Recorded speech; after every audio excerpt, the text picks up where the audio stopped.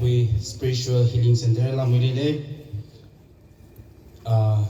program committee da to le rai pakle ke Asisene melody for my kekulo Baptist Church. In other words, I misui ke namen tu.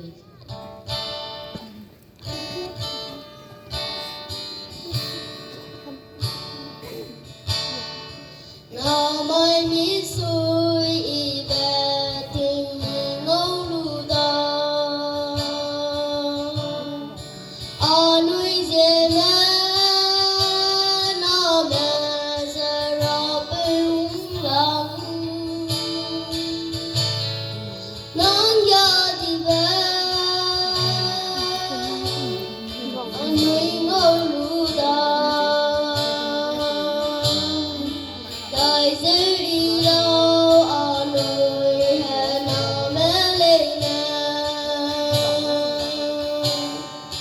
Mi sui ike sui hena mendui.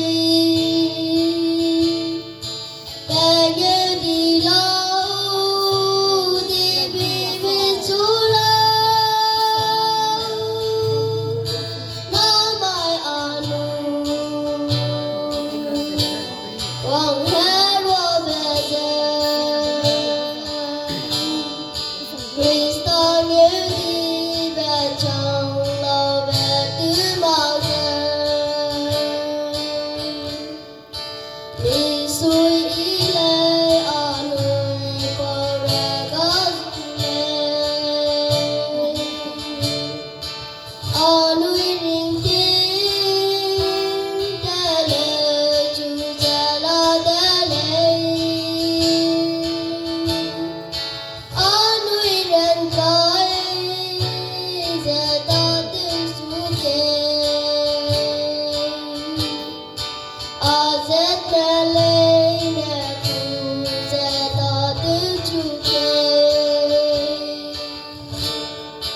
Mi sui ike chui he namen vui.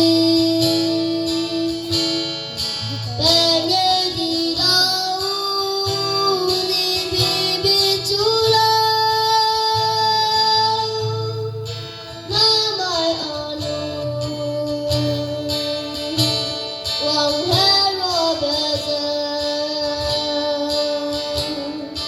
Krista như đi về trong lo về tứ bao giờ.